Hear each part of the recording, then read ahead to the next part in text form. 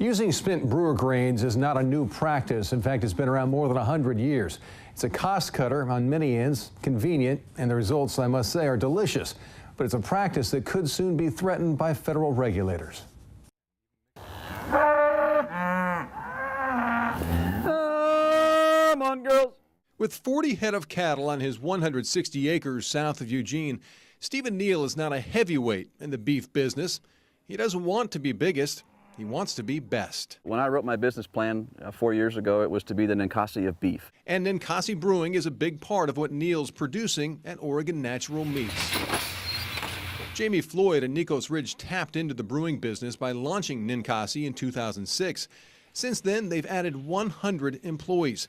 In 2012, they sold 67,000 barrels of beer, 90,000 last year, and their goal for 2014 is 110,000 barrels. With our brewing system, we're able to do up to 9 batches of beer a day. And that leaves tons of malted barley, wheat, rye, and oats with no use. And that's where Oregon Natural Meats comes in.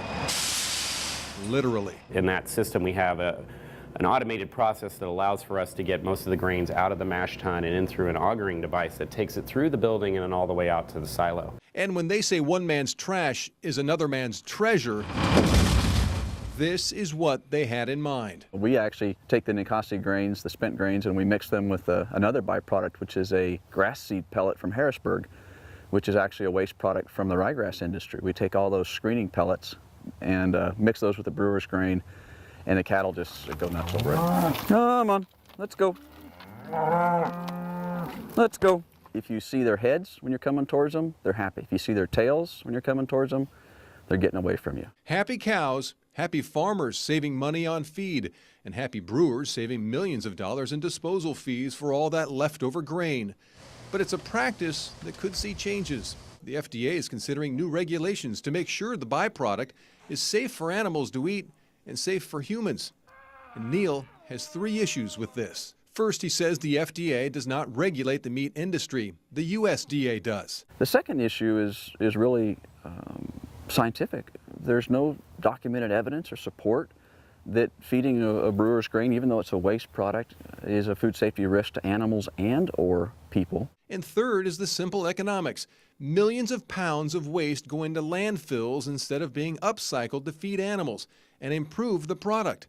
With a PhD in meat science and muscle biology, Neal says the product is better. But the proof is in the pudding, or in this case, the patty. Another burger.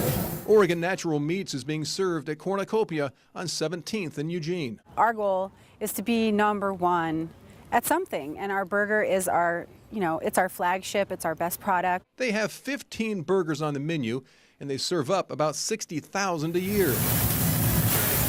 And Cornucopia has been named home of the #1 burger by multiple outlets. You can't have excellent food without excellent ingredients, and Oregon Natural Meats is just, it's a perfect match for us. From Brew to Moo, 3 local, growing, successful business partners, and it all starts here.